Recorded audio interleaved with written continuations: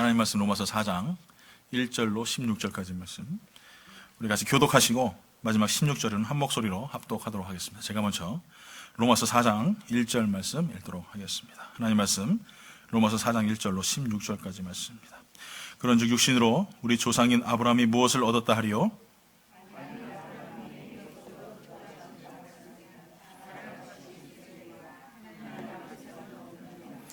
성경이 무엇을 말하느냐? 아브라함이 하나님을 믿음에 그것이 그에게 의로 여겨진 바 되었느니라.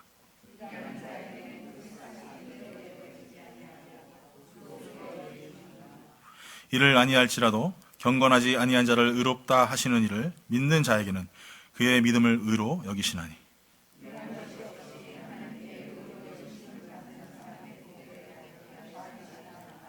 불법이 사함을 받고 죄가 가리워짐을 받는 사람들은 복이 있고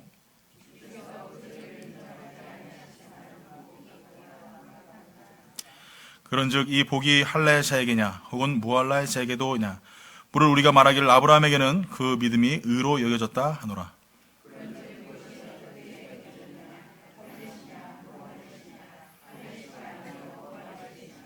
그가 할례의 표를 받은 것은 무할레 씨의 믿음으로 된 의를 인친 것이니 이는 무할레 자로서 믿는 모든 자의 조상이 되어 그들도 의로 여기심을 얻게 하려 하심이라.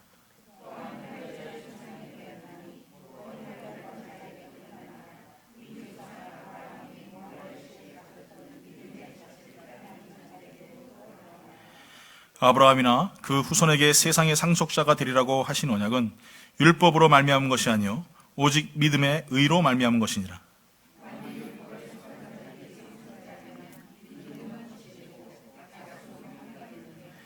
율법은 진노를 이루게 하나니 율법이 없는 곳에는 범법도 없느니라.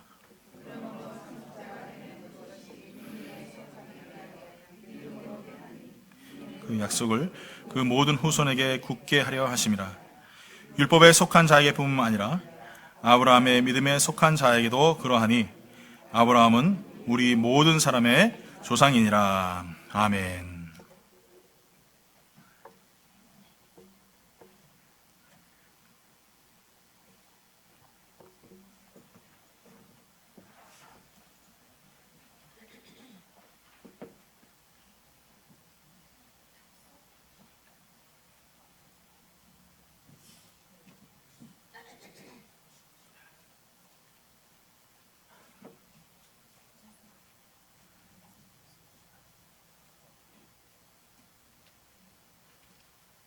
하나님 감사합니다. 오늘도 하나님 복되고 귀한 날 주시고 또 하나님 말씀의 그 은혜 가운데 불러주심을 감사를 드립니다. 하나님 이 말씀을 들을 때에 우리 가려져 있던 눈이 열리게 하시고 막혀있는 귀가 열리게 하시고 하나님 아골골짝 빈들의 마른 뼈들이 심줄이 붙고 생기가 붙고 가죽이 붙었던 것처럼 하나님 우리에게 생기가 붙게 하여 주시어서 하나님 주의 말씀을 증거하며 세상에 나갈 수 있는 능력 있는 하나님의 발걸음들 하나님 함께 하시고 축복하여 주시옵소서. 오늘도 하나님 함께 하시고 동행하여 주시옵소서. 예수님 이름으로 기도드리옵나이다. 아멘. 할렐루야. 다시 한번 인사합니다. 하나님 살아계십니다 하고 앞뒤 잡고 인사합니다. 할렐루야. 하나님 살아계십니다. 할렐루야. 감사합니다. 예, 감사합니다. 예. 오늘은 로마서에 있는 4장 1절부터 16절에 있는 말씀, 우리가 굉장히 이게 중요시 되는 말씀들이 로마서에 굉장히 많이 나와 있는데 이제 구원에 대한 그런 것들이 이제 전체적으로 포함되어 있습니다. 오늘은 좀 말씀이 조금 딱딱할 수도 없잖아 있을 수 있어요. 하나님 믿으세요라고 말씀을 드렸지만 믿음에 대한 본질에 대해서 잠깐 우리가 나누기 원합니다. 이 믿음이 뭘까요? 믿음은 여러분 어떻게 생각하십니까? 믿음은 보이는 겁니까? 안 보이는 건데 사실은 믿음이 안 보이지만 보이는 게 믿음이죠. 그렇죠? 내가 소망하고 바라는 것들이 그것이 이루어지기를 꿈꾸는 것이 이게 믿음인데 일반적으로 철학가들이나 사상가들은 이것을 신념이다 이렇게 이야기합니다. 또 우리가 종교적인 종교인들, 특히 뭐 기독교라든지 많은 종교인들은 이 믿음을 신앙, 또 신신, 또 아니면 신념 뭐 이렇게 여러 가지로 표현을 하고 있습니다. 그래서 우리는 여러 가지 많은 믿음에 대한 표현들을 하지만 사실상 정확하게 믿음이 무엇인가, 또 믿음은 어떻게 우리가 가져야 될 것이고 어떤 모습이 있어야 되는가에 대해서 정확히 우리가 이해 못할 때가 참으로 많이 있죠. 그래서 국어사전에서는 믿음이 무엇이냐 이렇게 얘기했더니 어떤 한 목적을 믿고 또 그것을 가지는 마음이다, 따르는 것이다 라고 이렇게 표현하고 있습니다만 여러분, 우리가 이제 보통 일반적으로 우리가 한국에서 신앙생활 할 때 옛날에 보면 뭐 믿음 이렇게 얘기를 하면은 제일 많이 떠오르는 게 뭐예요? 제일 많이 떠오르는 거. 저는 믿음 그러면은 정한수가 떠올라요. 왜 그런지 모르겠어요. 믿음 그러면 정한수가 떠올라요. 옛날에 뭐 전설의 고향 같은 데 보면은 하얀 소복을 입고, 예? 달 떠 있는 그 밤에 뒷뜰에 나가서 장독대 위에다가 물 한 모금, 그것도 사기 그래서 깨끗한 데다가 고운 물 떠다가 갖다 놓고 뒤에서 뭐 할머니가 빌던 뭐 아줌마가 빌던 무슨 처녀가 빌던 뒤에 앉아가지고 손을 이러고 앉아가지고 비나이다 뭐 뭘 비는지 하여간 뭐 맨날 비나이다 하면서 그랬던 모습이 많이 떠올라요. 그러면서 그 정한수를 보면서 자기 자식이 뭐 성공하기를 아니면은 뭐 건강이 회복되기를 뭐 이렇게 바라는 마음, 그렇게 생각이 들 때가 많이 있어요. 우리는 그래서 보통 뭐 옛날에 이제 고전 문학 같은 거 이렇게 보게 되면 특히 우리 심청전 같은 데 보면 신봉사를 위해서 얼마에 팔려갔어요? 공양미 300석. 오후, 공양미 300석이면 얼마예요? 꽤 많은 양이죠. 예, 공양미 300석에 아버지를 위하여 팔려가는 그런 모습들. 그래서 자기가 물에 풍덩 빠져서 죽으면 제물로 드려지면 자기 아버지가 뭐 눈이 떠지는 이런 것들이 이제 보통 우리는 믿음의 어떤 한 모습들이라는 그런 생각들을 많이 할 때가 있어요. 그래서 그런지 우리는 보통 믿음 그러면은 어떠한 내가 가지고 있는 신념이라든지 이런 목적을 이루기 위해서 내가 뭔가를 수고해야지만이 그것이 성취된다라는 생각을 많이 하게 됩니다. 뭐 정한수를 떠나놓든 공양미 상백석을 바쳐서 내가 몸을 바치든 어쨌든지 간에 중요한 것은 내가 무엇인가를 해야지만, 내가 무엇을 이렇게 수고를 해야지만 그거에 대한 대가가 이루어진다라고 우리가 생각하는 게 보통 믿음이다라고 우리가 이해할 때가 많이 있다라는 거예요. 이걸 우리가 이제 신학적으로 얘기하면은 공로주의 신학이다 이렇게 얘기를 해요. 공로에 의하여서 받아지는 신학, 이런 것들. 여러분, 근데 사실은 믿음이라는 것이 우리가 어떤 공로를 통하여서 이루어지는 것이냐 이거예요. 내가 어떻게 무슨 뭐 수고를 하고 뭐 공양미 300석을 갖다가 바치고 아니면 여러분 뭐 11조를 엄청 많이 하고 아니면 여러분이 교회 청소를 뭐 아침부터 저녁까지 하고 아니면 뭐 교회 행사를 위해서 발에서 땀이 나도록 뛰어다닌다고 해서 여러분 그것이 믿음이냐 이거예요. 그것은 믿음이 아니죠. 그것은 그냥 내가 수고하는 노력일 뿐이에요. 진정한 믿음은 무엇이냐? 내가 아무것도 하지 않았지만, 내가 아무 공로 없지만, 내가 아무 수고도 대가도 없지만 하나님의 은혜로 받는 것, 이것이 우리가 갖는 것이 믿음이에요. 그러니까 여러분, 뭘 했다고 해서 믿어지는 것이 아니라, 내가 구원받는 것이 아니라, 내가 무슨 수고를 했다고 해서 내가 천국 가는 것이 아니라 내가 예수를 믿으면 구원받는다 이거죠. 그래서 여러분 막 11조 때문에 막 스트레스 받지 마세요. 마음 없으면 하지 마세요. 아시겠어요? 아멘 안 하시네. 이렇게 기쁜 소식을 전하는데 아멘 안 하시면 어떡해요? 예. 아멘. 예. 그게 나의 믿음의 걸림돌이 된다면 여러분 뽑으셔야 돼요. 물질이 걸림돌이 되고 사람이 걸림돌이 되고 보통 교회 생활의 걸림돌이 되고 믿음과의 관계 속에 걸림돌이 된다면 그것은 나는 믿는 게 아니죠. 진짜 믿음은 내가 무엇을 했다고 해서 구원받고 무엇을 내가 수고했다 해서 천국 가는 것이 아니라 나 같은 죄인을 예수 그리스도께서 핏값 주고 사셨다라는 그것을 내가 믿기 때문에 너무나 감사하여서 그것을 갚기 위하여서 그 은혜 때문에 내가 11조를 하고 봉사를 하고 수고하여서 하나님의 영광을 나타내는 것이지 천주교처럼 뭔가를 해가지고 내가 구원받는다 그러면은 여러분 이게 얼마나 위험한 신앙이나 이거예요. 지금 한국교회는 그런 경우 교회들이 많이 있어요. 옛날에 마르틴 루터가 종교개혁을 일으키기 전에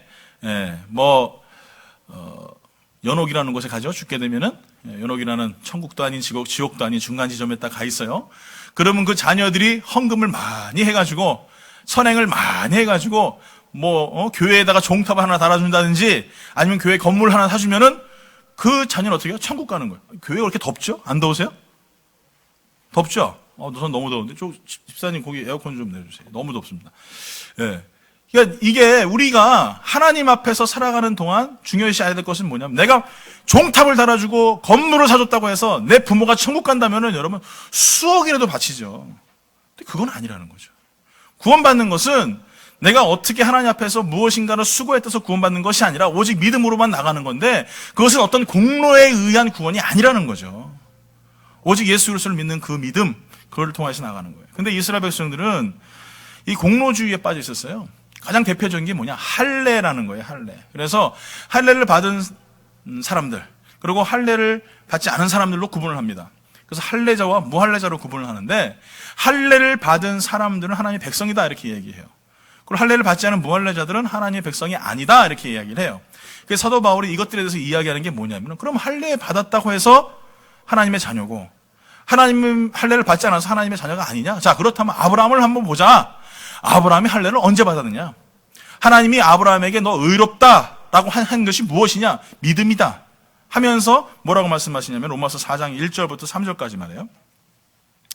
그런즉 육신으로 우리 조상인 아브라함이 무엇을 얻었다 하리요? 만일 아브라함이 행위로서 의롭다 하심을 받았으면 자랑할 것이 있으려니와 하나님 앞에서는 없느니라. 성경이 무엇을 말하느냐? 아브라함이 하나님을 믿음에 그것이 그에게 의로 여겨진 바 되었다. 할렐루야. 사도 바울이 그렇게 얘기를 해요. 하나님 이 근거가 어디 있냐 하면요, 창세기 15장 6절에 있는 말씀이에요. 이 말씀을 로마서 4장 3절로 가져와서 말씀하신 것입니다. 창세기 15장 6절에 이렇게 말합니다. 아브라함이 여호와를 믿으니 여호와께서 이를 그의 의로 여기시고, 어떻게 해요? 아브라함이 누굴 믿어요? 여호와, 하나님을 믿으니까 하나님이 그 믿음을 통해서 뭐 하라고요? 의롭다.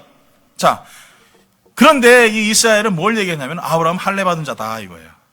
아브라함 할례 받았기 때문에 하나님께서 그를 의롭다 하셨다, 그렇게 얘기한 거예요. 그러니까 사도 바울이 아니다, 아브라함이 할례 받기 전에 하나님께서 그를 의롭다라고 하셨다라고 얘기하시는 거예요. 자, 그래서 창세기 15장 17장 9절에 이렇게 말합니다. 하나님이 또 아브라함에게 이르시되 그런즉 너는 내 언약을 지키고 내 후손도 대대로 지키라. 너희 중 남자는 다 할례를 받으라. 이것이 나와 너희와 너희 후손 사이에 지킬 내 언약이라. 창세기 17장 9절에서 10절에 하나님께서 아브라함에게 첫 할례를 얘기해요. 아까 그런데 창세기 몇 장 봤어요? 15장이죠. 이때가 정확히 나이가 언제인지 정확히 몰라요. 정확히 언제인지 모르겠는데 대충 우리가 추산할 수 있는 게 뭐냐면은 창세기 17장 24절에서 25절 말씀이에요. 아브라함이 그의 포피를 벤 것이 99세였고, 자, 그 다음에 그의 아들 이스라엘이 그의 포피를 벨 때가 13세였다. 자, 그러니까 최소한 아브라함은 지금 99세죠. 그렇죠? 99세에서 창세기 15장으로 돌아가면 최소한 13을 빼면 몇 세래요? 86세. 86세니까 80에서 85세 사이에 하나님께서 아브라함에게는 의롭다라고 얘기하셨어요.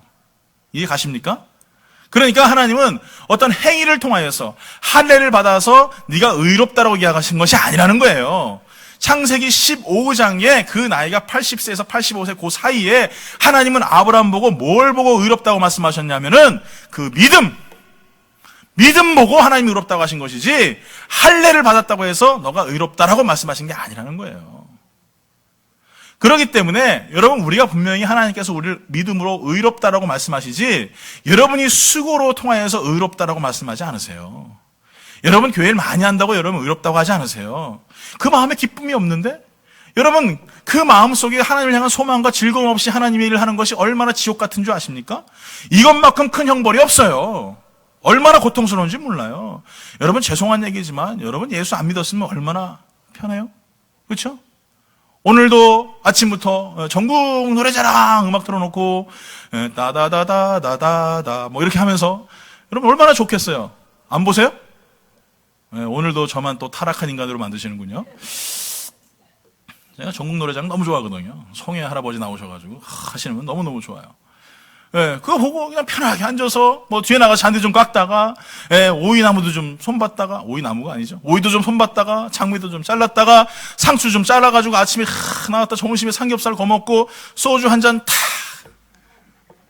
야, 그 뭐 천국이 따로 없잖아요. 근데 이 시간에 나와가지고 목사가 와 죄가 어쩌고 저쩌고 말해요, 뭐 지옥 갑니다 뭐 이런 소리 듣고 여러분 행복합니까? 이 자리가 지옥 같은 자리죠. 안 그래요? 왜냐?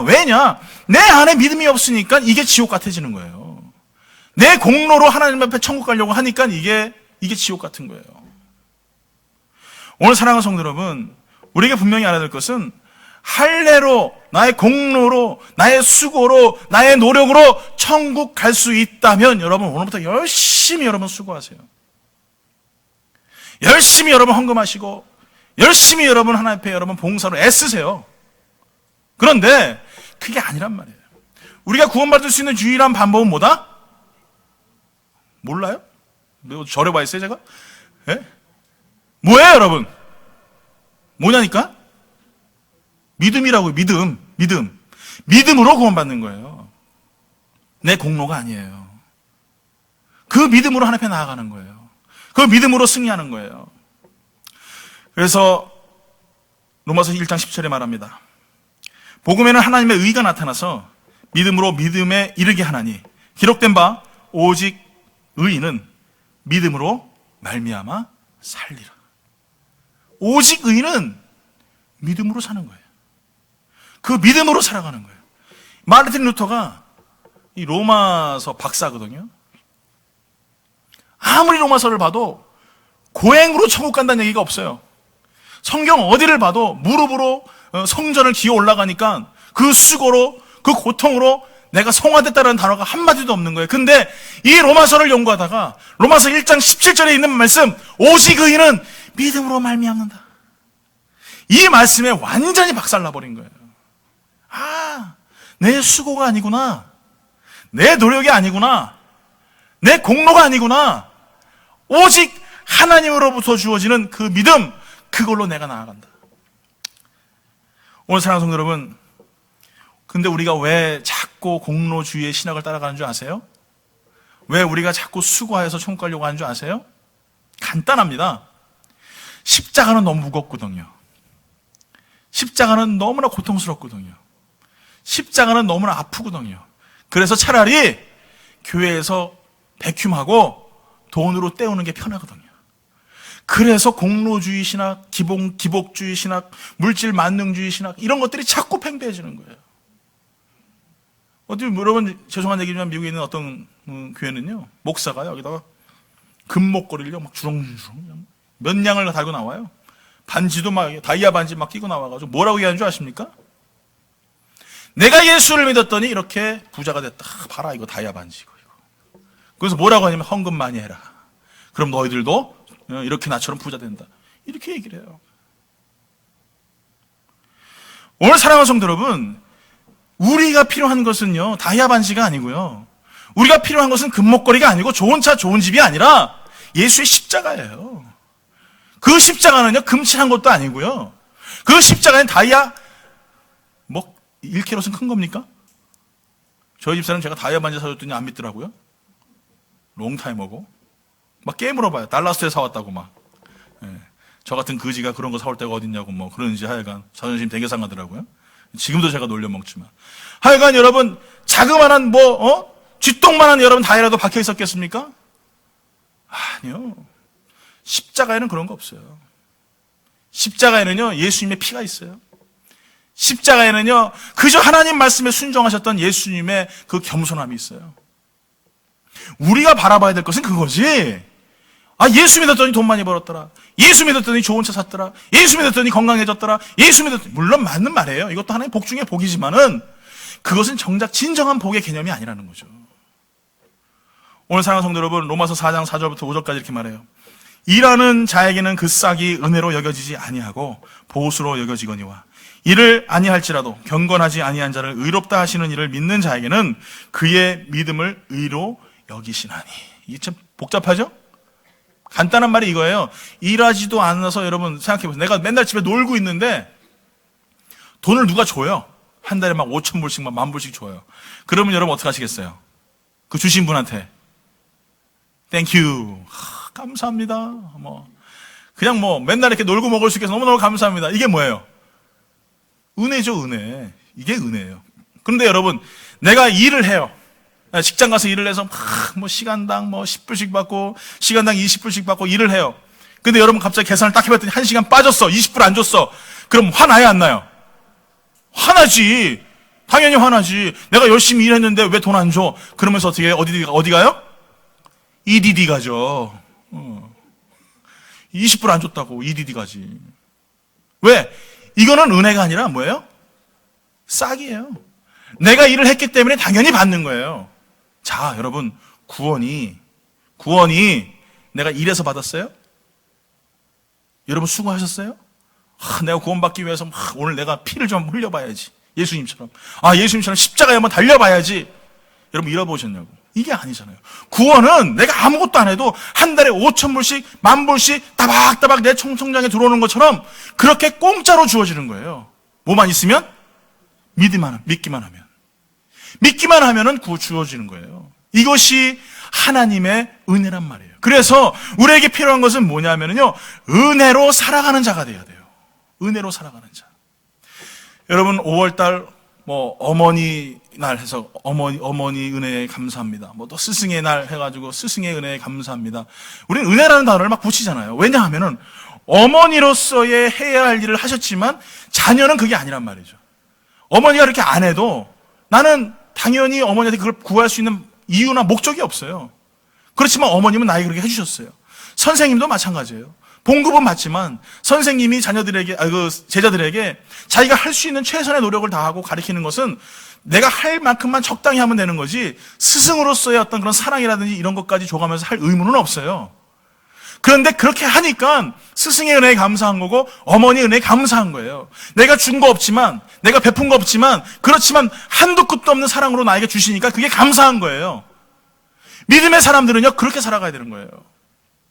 여러분이 하나님을 위해서 한 번이라도 뭐 하신 적 있으십니까? 여러분 맛있는 고기 먹을 때 하나님 한 점 드셔보세요. 여러분 뭐 그래 보신 적이 있으세요? 예? 아니면 여러분 뭐 살아가면서 한 번이라도 하나님 앞에 죄송하지만 어저께 한 날도 그저 감사합니다라는 말 한마디라도 여러분 해보신 적 있습니까? 아무것도 없어요. 아무것도. 그런데도 하나님은요, 지금을요, 우리를 사랑하세요. 그게 하나님의 은혜예요. 그래서 우리는 어떻게 됩니까? 누가복음 15장 20절 21절에 말해요. 이에 일어나 아버지께로 돌아가니라. 아직도 거리가 먼데 아버지가 그를 보고 측은히 여겨 달려가 목을 안고 입을 맞추니, 아들이 이르되 아버지, 내가 하늘과 아버지께 죄를 지었사오니 지금부터 아버지의 아들이라 일컬음을 감당하지 못하겠나이다. 자, 여러분, 돌아온 탕자 이의 비유입니다. 결론적인 얘기지만 누가복음 15장 20절에 나와 있는 이 말씀에서 아버지가 그를 보고 측은히 여겼다. 이거는 하나님의 마음이에요. 하나님이 우리를 보시면서 어떻게 마음을 가지냐면은 측은히 여기세요. 우리를 보시면서 하나님께서 안타까워하세요. 어디에 있든지가 항상 하나님이 그 사랑으로 우리를 돌보고 계신다는 사실이죠. 자, 그 다음에 누가복음 15장 21절에 보니까 이렇게 얘기합니다. 아들이라 일컬음을 감당하지 못하겠나이다. 여러분, 이 사람이 아들입니까? 아니면 거지입니까? 네? 아들이죠. 근데 어떻게 살았어요? 거지같이 살았어요. 누가 원해서? 쥐가 원해서. 쥐가 원해서 거지같이 살았어요. 호랑방탕했어요. 그래서 돌아왔어요. 그런데 우리는 그런 자식을 어떻게 생각할 것 같아요? 에? 나 같으면 이 자식이 말아 임마, 아빠 말 안 듣기 고생하지. 집 나가면 개고생이야. 막 그러면서 아마 뭐라고 막 제가 질타를 했을 거예요.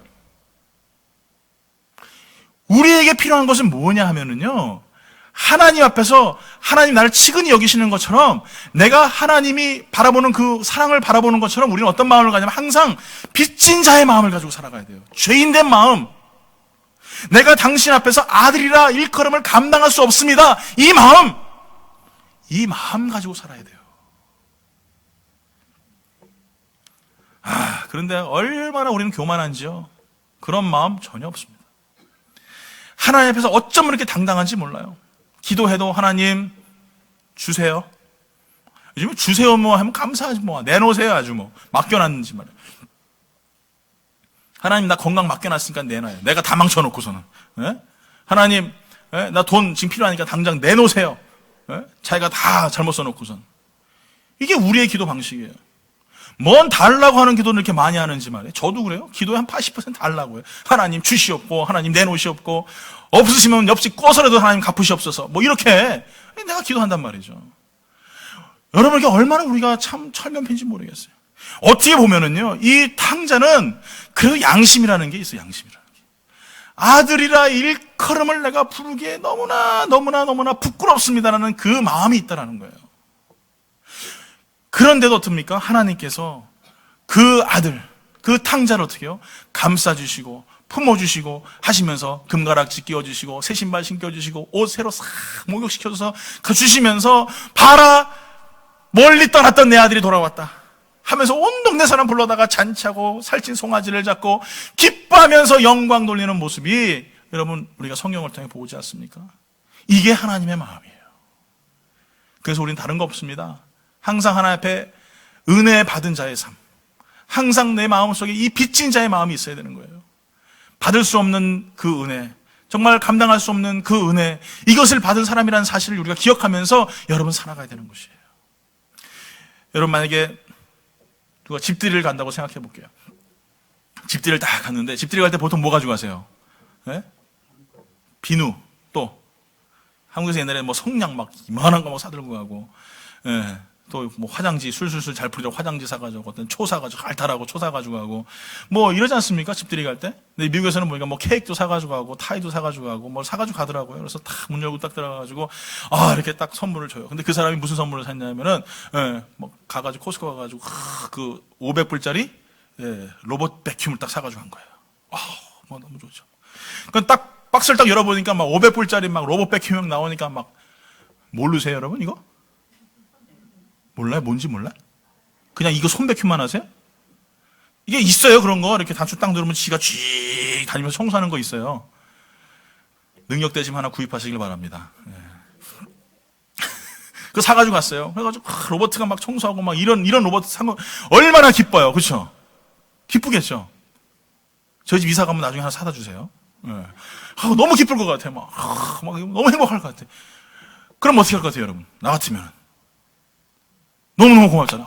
너무 감사합니다. 어쩜 이렇게 비싼 걸 사다 주시고. 너무너무 좋습니다. 이게 정상이죠. 그렇죠? 근데 비정상인 사람은 어떻게 하냐면, 딱 받아놓고서는, 그리고 또. 다른 거 없어요? 다른 선물은 준비한 거 없어요? 이것밖에 준비 안 하셨어요? 실망인데요. 더 좋은 거 사주셔야지. 다른 제품들 사가지고 오셔야지. 이렇다면 여러분 어떻게 하실 것 같아요? 예? 그래? 알았어. 그냥 싸들고 저 같으면 나올 것 같아요. 예. 이런, 어쩜 이렇게, 사람 성의도 모르고 말이야. 이렇게 마음을 다해서 해준 건데, 이것을 갖다가 더 달라고 하느냐 하면서 아마 저 같으면 뺏어가지고 나올 것 같아요. 그런데 여러분, 지금 이게 내 모습이고 여러분 모습이에요. 우리가 하나님께 받은 은혜만으로도 감사해야 되잖아요. 그렇죠? 근데 여러분 그거에 대해서 감사해 보십니까? 옛날에 해봤죠. 옛날에 나 같은 웬 말인가 하면서 뭐 벌레 같고 막 그러면서 눈물 질질질 짜고 막 그러는데, 이 믿음이 말이에요. 유통기한이 있어가지고 지금은 눈물도 안 나고 콧물도 안 나고 땀도 한 방울 안 나네. 이게 우리의 모습이에요. 그리고 하나님 앞에 하나님 다른 거 없어요? 하나님 다른 선물 없어요? 다른 거 좀 하나님 준비 좀 해보시지. 네? 하나님 능력이 그거밖에 안 되시나? 이게 우리의 모습, 현실이라는 거죠. 이게. 이렇게 여러분 살아가는 사람은 은혜가 없는 사람이에요. 그래서 사도 바울은 뭐라고 말하냐면은, 나에게 뭐가 있다? 예수의 흔적이 있다. 이렇게 얘기해요. 예수의 흔적. 갈라디아서 6장 17절에 말합니다. 이후로는 누구든지 나를 괴롭게 하지 말라. 내가 내 몸에 예수의 흔적을 지니고 있노라. 자, 물론 이것이 흔적이 예수님 때문에 매 맞은 흔적일 수도 있고요. 살해 위협을 당한 흔적일 수도 있고, 배고픈 흔적일 수도 있고요. 뭐 수많은 고통과 어려움에 육신에 있는 흔적일 수도 있어요. 저도 옛날에 지금 말고 옛날에 기도를 많이 할 때가 있었어요. 정말 많이 할 때가 있었어요. 그래서 막 매일마다 거의 무릎으로, 그래서 무릎이 아파가지고요, 막 못 일어날 정도로 막 그냥 얼마나 기도를 많이 했는지 몰라요. 근데 지금은 많이 안 해요. 정말 옛날 같이 안 하는데. 그래서 그때가 무릎이 막 그냥 시커매진 거예요. 네, 그래가지고 정말 나는 무릎을 보니까 무릎이 낙타 무릎처럼 돼가지고 기도에 많이 해가지고 정말 이런 목사인가 보다 하고 했는데, 얼마 전에 제가 몇 년 전에 목욕탕을 갔지 않습니까? 오래간만에 미국에서 처음 와가지고 목욕탕을 갔더니 세상에 그 시커먼 게 다 없어져 버렸어요. 알고 봤더니 다 때예요, 때. 네, 나만 한 게 하나도 없어요. 이 얼마나 착각 속에 살아가요. 그리고 스스로 잘난 척 하는 거예요. 나는 기도 많이 했어. 나는 기도하는 사람이야. 여러분, 그거 당연한 거 아닙니까? 예수 믿어서 구원받게 한 그 은혜가 너무나 크니까 기도해야 되는 게 당연한 거고, 말씀 보는 게 당연한 거고, 찬양하는 게 당연한 거고, 예배 드리는 게 당연한 거고, 11조 생활하는 게 당연한 거고, 신앙생활 하는 게 당연한 거지. 그게 하나님 앞에 생생날 게 뭐가 있냐고. 제 모습을 보니까 얼마나 내가 파렴치하고 얼마나 내가 참 추잡한지. 내 모습을 바라보니까 이게 은혜로 사는 사람이 아니에요. 목욕탕 가서 때 하나 벗겨진 거 가지고 내가 도돈받았다니까. 할렐루야. 목욕탕 안 가보신 분들은 목욕탕 한번 가보시기 바랍니다.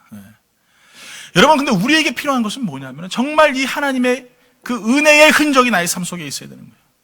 항상 그 은혜의 흔적을 가지고 우리가 살아가는 삶을 살아갈 때에 그때에 내 마음에 소망이 넘치고 은혜가 넘치는 것이지, 이 은혜의 흔적을 잃어버리고 살게 되면은요, 나의 힘과 나의 능력과 나의 소망을 가지고 인생을 살아갈 수밖에 없다는 거예요.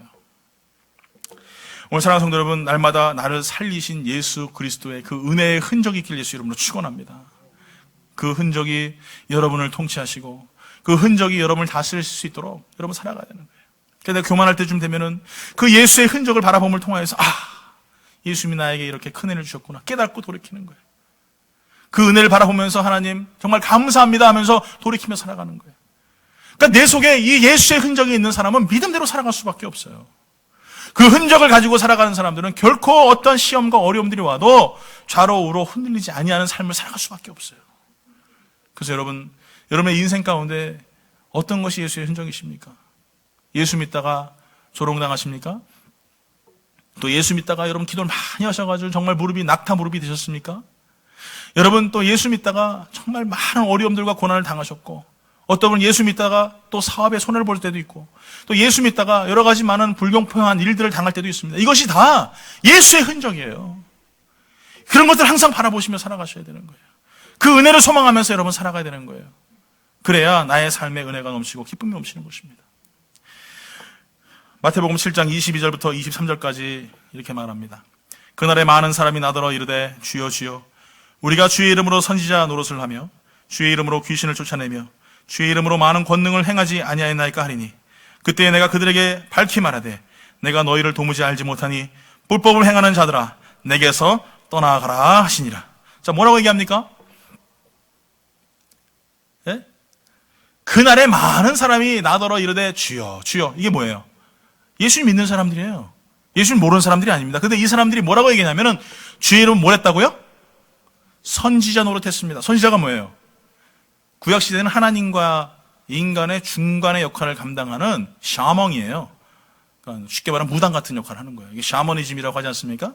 이 샤멍이 선지자예요. 이 선지자는 하나님의 말씀을 듣고 그 말씀을 대언하는 사람이 선지자예요. 뭐라고 얘기해요? 내가 선지자 노릇했다 이거예요. 하나님 말씀을 듣고 하나님 말씀을 대언했습니다 이렇게 얘기합니다. 또 뭐라고 얘기합니까? 주의 이름으로 귀신을 쫓았습니다. 여러분, 주의 이름으로 이 귀신을 쫓는 일이 얼마나 그게 대단한 일입니까? 성령 충만한 일이거든요. 그 다음에 또 뭐라 합니까? 주의 이름으로 많은 권능을 행하였습니다. 여러분, 이거를 객관적으로 보세요. 자, 하나님 말씀을 대언을 해요. 귀신을 쫓아요. 하나님의 이름으로, 예수님의 이름으로 권능을 행해요. 이 사람이 하나님의 사람입니까? 세상의 사람입니까? 예? 정확히 얘기하세요. 하나님의 사람이죠.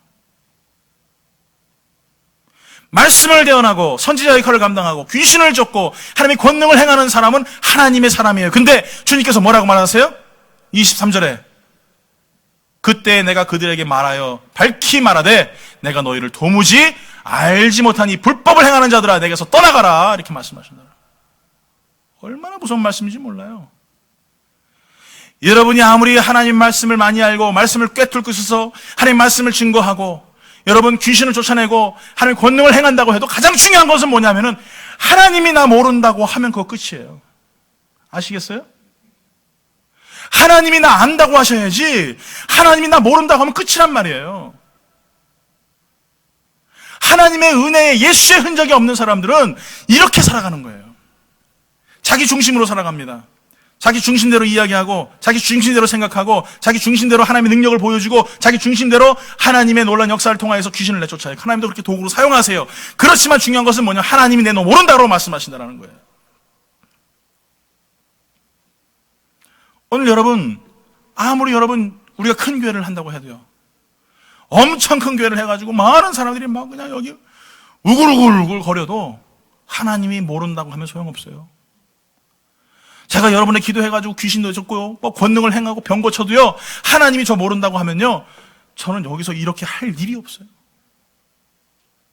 이 예수의 은혜의 흔적이 없으면요, 그냥 울리는 꽹가리 같습니다. 아무리 여러분 주여 주여 한다고 해도 내 너 모른다 하면은 그것이 무슨 소용이 있냔 말이에요. 하나님이 모르시겠다는데, 하나님이 알지 못하게 했다고 하는데, 여러분 어떻게 하실 것 같아요? 정말 중요한 것은 우리가 항상 간구하며 기도해야 될 가장 중요한 원칙 중에 하나가 무엇이냐면은 하나님 마음을 알아가는 거예요. 그분이 어떠한 마음을 가지고 계신지, 그분이 어떤 생각을 가지고 계시는지 그 마음을 알아가야 돼요.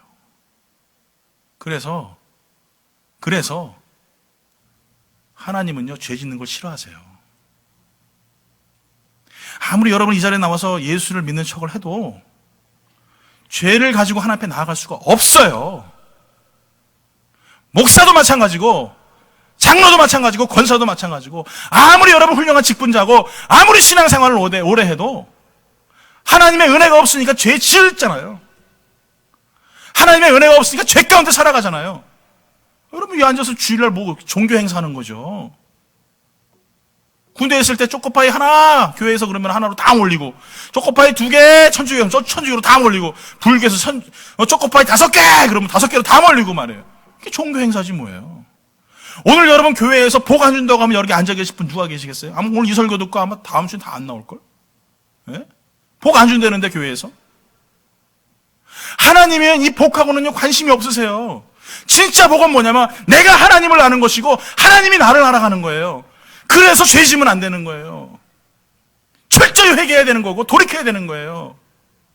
내가 하나님 앞에 득죄했으면 그것 때문에 마음 아파하고 그것 때문에 하나님의 은혜가 소실되고 소진되는 것에 대해서 괴로워할 수 있는 마음이 있어야 되는 거예요. 이게 은혜 받은 자의 삶이고 은혜의 흔적 있는 삶이지, 아무리 여러분 앉아가지고 여러분에게 유능한 설교를 하고 재밌고 웃게 떠들게 한다고 무슨 소용이 있겠냐고요. 다 데리고 지옥 가는 거고 다 데리고 저 멸망의 땅으로 가는 건데 그런 짓을 왜 하냔 말이에요. 그런 짓을. 중요한 것은 뭐냐면 내가 천국을 목표로 뒀으면은 하나님 마음을 가지고 살아가야 돼요. 어떻게 포도나무에서 여러분 포도 열매가 맺지, 포도나무에서 여러분 무슨 배가 열리고 수박이 열리겠습니까? 제가 농사를 자그마치 5년 동안 졌잖아요. 안 놀라시네? 5년 동안 농사를 졌는데 제 친구들이 그래, 이제 너도 늙었나 보다고, 농사 짓는 거 보니까. 5년 동안 농사를 짓는데 호박 심는 호박이 나고요. 할렐루야. 안 믿으세요? 오이를 심으니까 오이가 나오더라고요. 저는요, 얼마 전에, 지난번에 농사를 막 하는데, 뭘 막 심었어요. 심어가지고 이렇게 부분을 했더니, 이게 여기 한 판 있고 이렇게 한 판 있는데, 요 한 판에서 나온 게, 배추면은, 여기서 는 배추인 줄 알고 심었거든요. 근데, 배추가 아니고 이게 배추 심은 여기다 이제 상추를 심었는데, 배추하고 상추하고 헷갈려가지고 배추를 2판 다 심어버린 거예요. 그러니까 배추가 다 올라와 버렸어요, 이게. 그게 많은 걸 어떻게 해요? 다 갖다 버려버렸지. 배추 심으면 배추 나고요, 상추 심으면 상추 나요. 어떻게 예수님께 붙어있는 사람이 예수의 향기를 내고 예수의 말씀을 전하고 예수의 그 사랑의 열매를 맺는 것이 어떻게 죄의 열매를 맺냔 말이에요. 그게 가능해요? 다시 말씀드려, 여러분, 예수 안 믿으니까 죄의 열매를 맺는 것이, 그냥 멸망의 땅으로 가는 거고 사망의 땅으로 가는 것이, 은혜의 흔적이 없는데 어떻게 여러분 사람의 생명의 소식을 전할 수 있겠냐 이거예요. 여러분 죄송합니다. 정말 죄송합니다. 제가 웬만하면 소리 안 지르고 조용히 설교하려고 하는데 정말 마음이 안타까워요. 은혜의 흔적을 여러분 가지세요. 그 은혜의 흔적을 가지고 내가 은혜의 열매를 맺으시고, 내가 사랑할 수 없는 사람도 사랑하고 용서할 수 없는 사람도 용서해주고, 이게 예수님 마음 아니겠냐 이거예요. 이런 흔적이 없는데 자꾸 여러분 앉아서 기타나 두들기고 드럼이나 두들기고 노래나 한다고 해서 그게 찬양입니까? 말씀을 들린다고 해서 그 말씀이 정말 생명이 있습니까? 나의 삶 가운데 믿음이 없는데, 뭔가 내가 수고해야지만 천국 갈 것 같은 그런 착각 속에 살아가는데 어찌 내가 하나님 앞에 나갈 수 있겠냔 말이에요. 우리는 몰라요. 여러분이 어떻게 사는지, 저는 여러분이 어떻게 뭘 먹고 살아가는지 잘 몰라요. 그런데 기도하면 알아요. 기도하면. 제가 기도하면 여러분 가정을 다 꿰뚫어 보고 있습니다. 저는 모르는데 하나님은 아세요. 여러분이 뭘 하시는지, 여러분이 어떻게 사시는지, 여러분 마음이 어떤지 하나님은요 속일 수가 없어요. 그 누구도 속일 수가 없어요. 오늘 사랑하는 성도 여러분, 다시 한번 우리가 예수를 믿는 그 안에 거하며 살아가는 믿음의 성도가 되야 될 줄 믿습니다. 다시 한번 질문합니다. 여러분, 예수 믿으면 복 받습니까? 참, 용감들도 하셔. 예, 예수 믿으면 복 받죠. 보통 우리가 전도로 나가면 옛날에도 그랬어요. 예수 믿고 복 받으세요. 예. 정말 예수 믿으면 복 받을까요? 예수 믿으면 복 받나요? 저희 집사람이 항상 그래요. 우리는 하나님이 싫어해도 보통 싫어하는 게 아닌 것 같다고.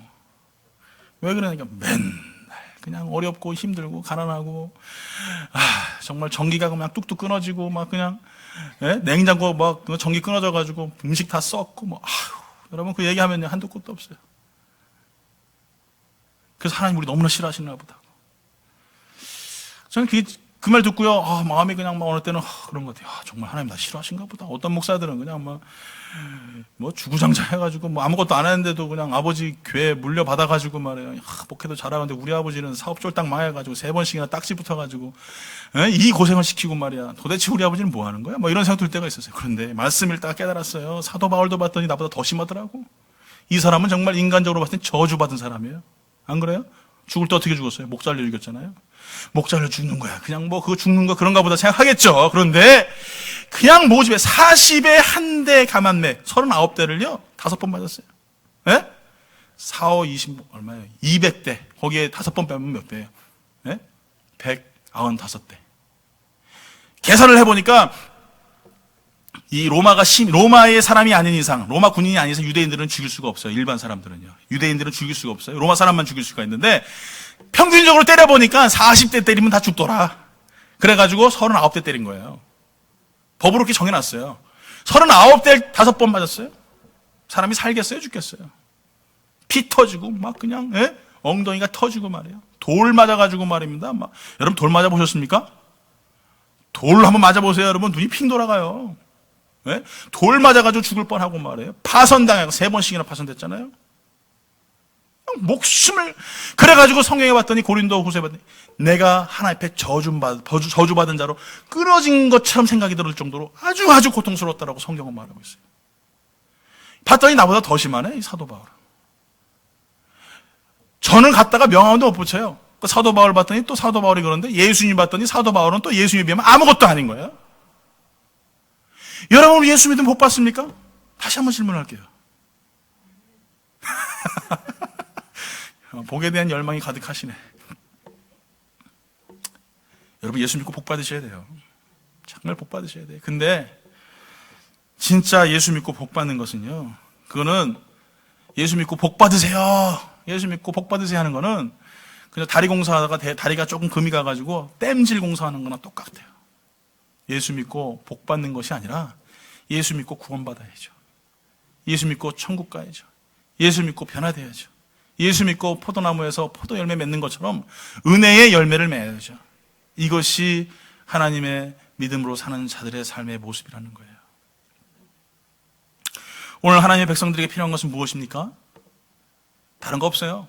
믿음이에요. 믿음 가지고 살아가야 돼요. 믿음이 모든 것을 이깁니다. 믿음이 우리를 승리하게 합니다. 믿음으로 말미암아 하나님 앞에 가까이 나아갈 수 있는 방법과 기술들을 우리가 경험할 수 있는 거예요.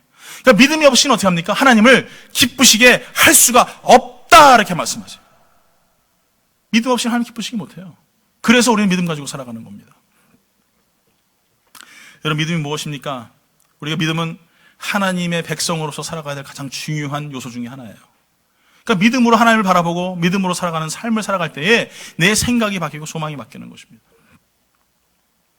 민수기 13장 26절에서 28절을 쭉 보면은 이스라엘 백성들이 가나안 땅에 가서 12명의 정탐꾼을 파병시키고 그들이 돌아와서 보고하는 내용들이 나와요. 그 말씀들이 이 말씀입니다.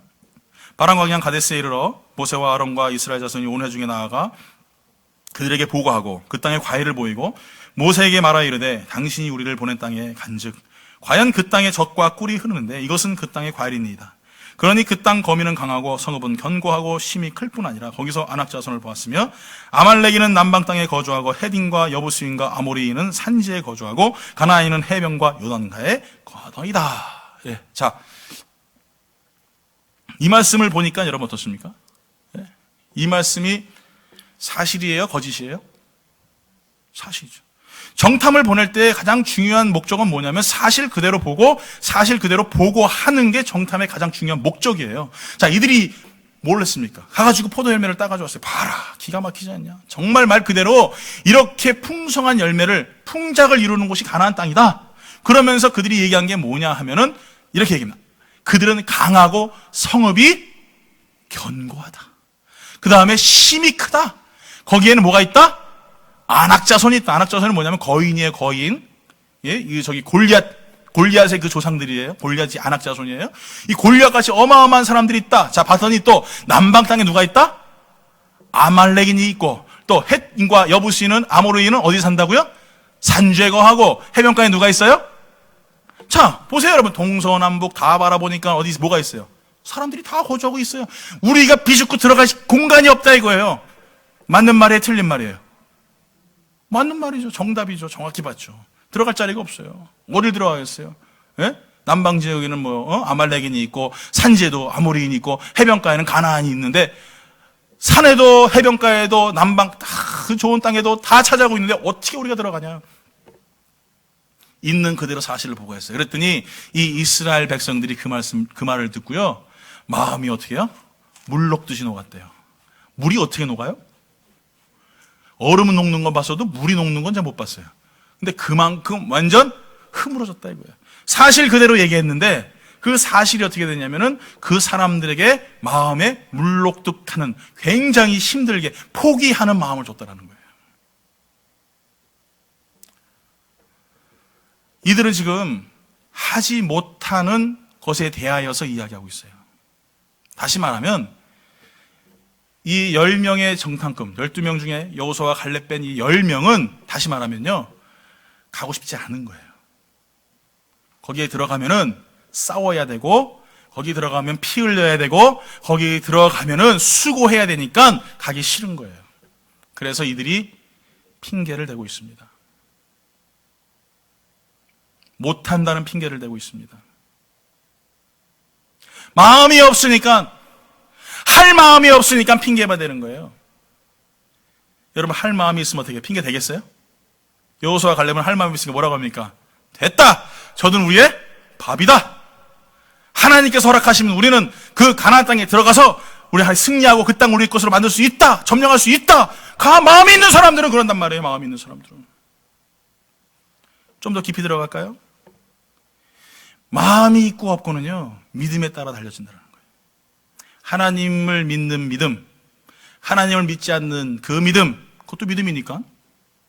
하나님을 믿는 믿음으로 말미암아 승리하는 것이고, 믿지 않는 믿음은 어떻게 되냐면 하나님과 멀어지는 거예요. 결국에는 여호수아와 갈렙 빼고는요, 그 1세대의 장정만 60만이나 됐던 사람들이 단 한 명도 그 약속의 땅에 들어가지 못했어요. 여러분, 우리는 못할 때는요, 핑계를 많이 대요. 하기 싫을 때는요, 핑계를 많이 대요. 뭐 때문에 못하고, 뭐 때문에 못하고, 이것 때문에 안 되고, 저것 때문에 안 된다고 이야기해요. 아이들도 그래요. 뭐 공부할 때 보면은, 야, 이거 좀 해, 공부해. 그러면은 오늘은 피곤해서 못하고, 오늘은 좀 더 자야 되고, 오늘은 선생님이 하지 말라고 했고, 오늘은 홈워크 안 해도 되고, 다음 주에도 되고, 뭐 이러면서 핑계를 대. 왜? 하기 싫으니까! 하기 싫으니까. 그런데 공부하고 싶은 애들은요, 안 그래요. 하지 말라고 해도 공부하더라고. 그만해. 아니, 하지 마. 쉬어. 그래도 하더라고요. 오늘 사랑하는 성도 여러분, 불가능하다라는 것만 찾아내는 것도 은사더라고요. 안 돼, 못해, 할 수 없어 하는 것도 그 은사더라고.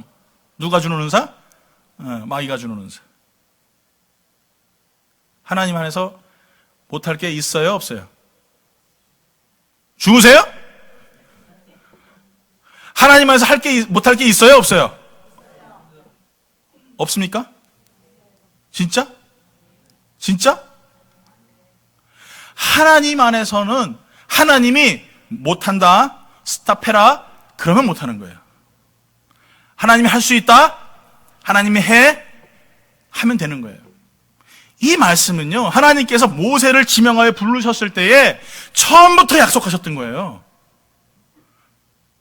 떨기나무에 활활 탈 때 하나님께서 모세에게 그 애굽에 있는 이스라엘 백성을 내가 출애굽한 약속의 땅 가나안 땅으로 내가 약속을 보내겠다라고 하나님께서 벌써 오래전부터 약속하신 말씀이에요. 그런데 인간이 어떻게 돼요? 거기에는 뭐가 있고 거기는 뭐가 있어서 안 되고 거기는 어째서 안 되고 남방엔 누가 있고 해변엔 누가 사니까 우리는 비집고 들어갈 틈도 없어서 못하고. 여러분 근데 어떻게 됩니까? 여호수아는 들어가서 33인의 왕들에 다 쳐버리잖아요.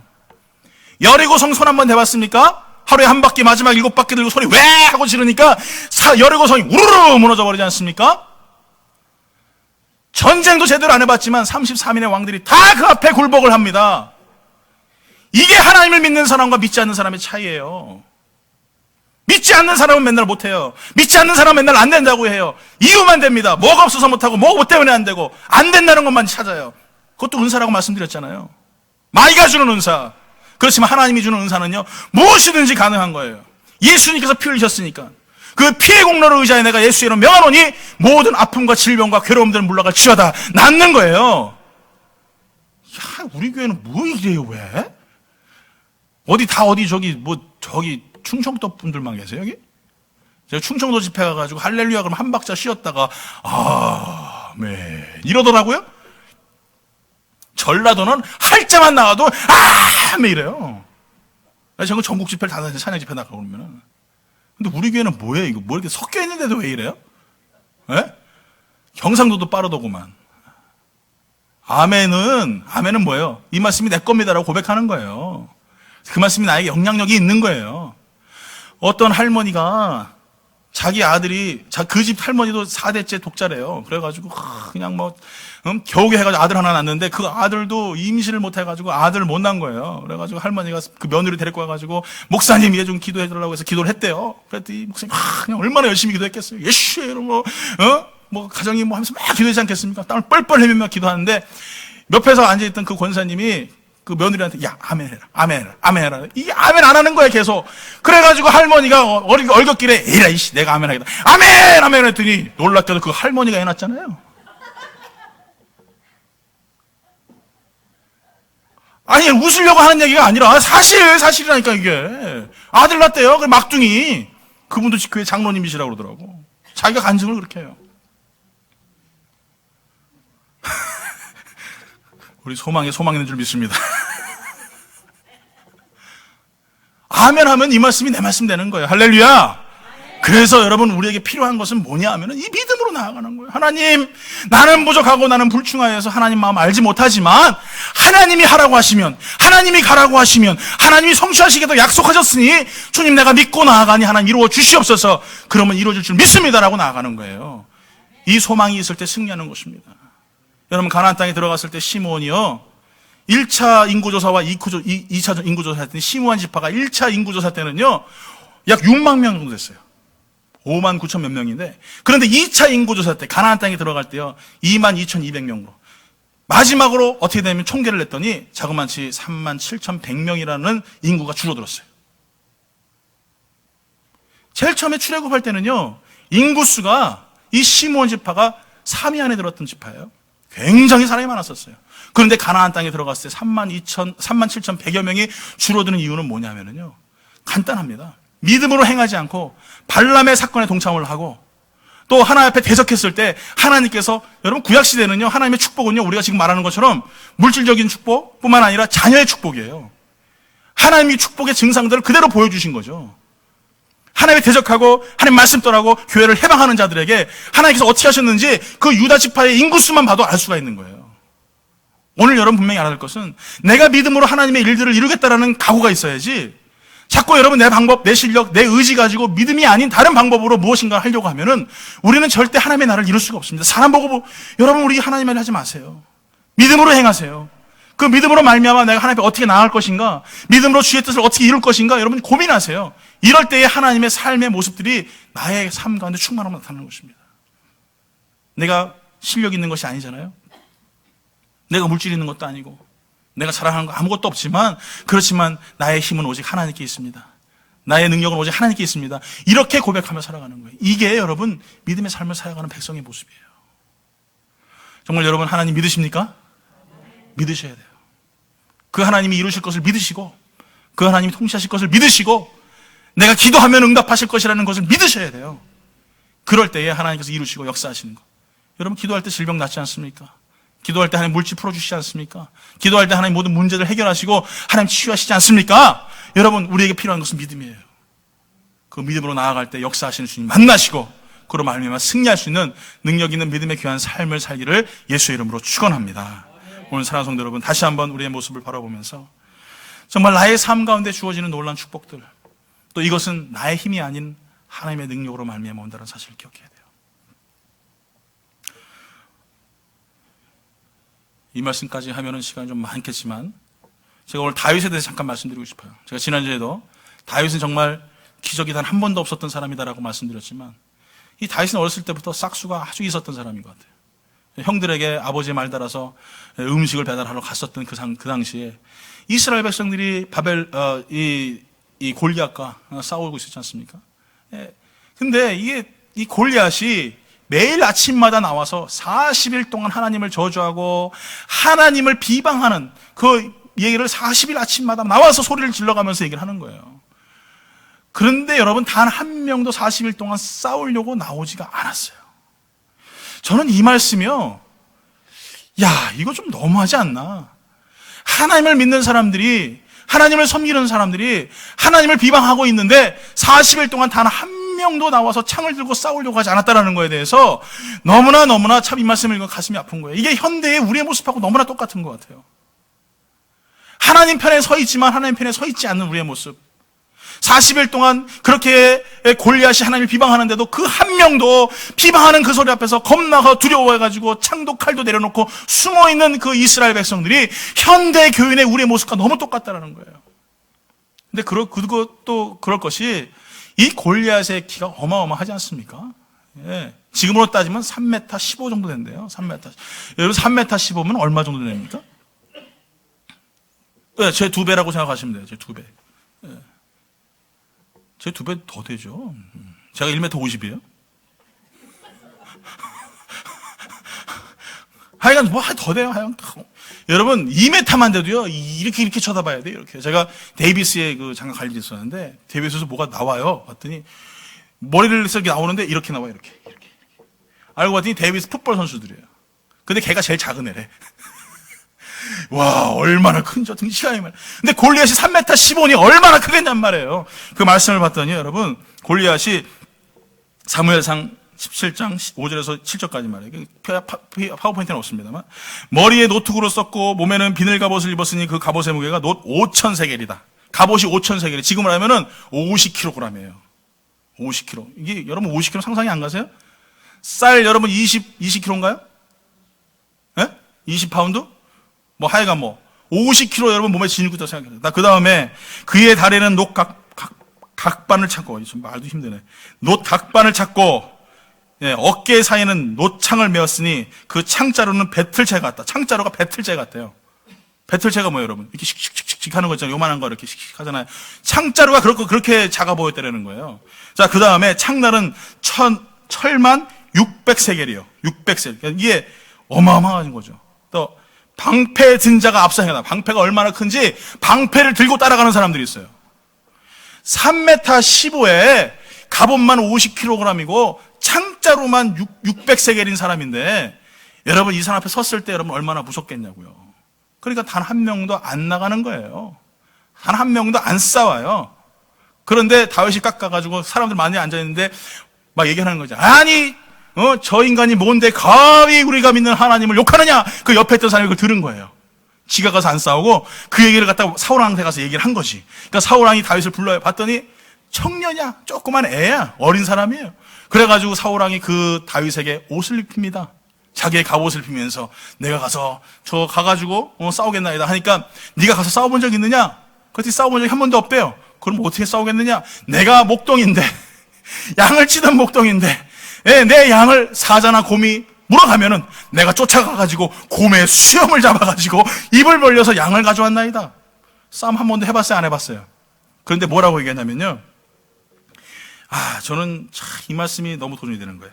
사무엘상 17장 26절 다윗이 곁에 서 있는 사람들에게 말하 이르되 이 블레셋 사람을 죽여 이스라엘의 치욕을 제거하는 사람에게는 어떠한 대우를 하겠느냐?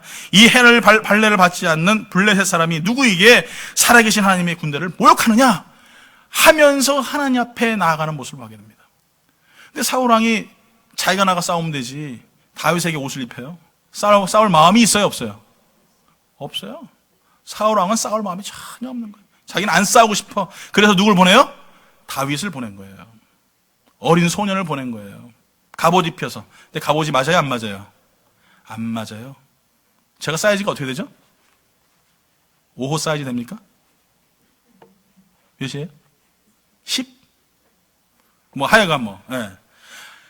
이 갑옷이 사이즈가 안 맞는 거예요. 그래서 다윗이 싸우려고 하니까 안 되니까 자기가 불편하니까 옷을 벗어버리고 나갑니다.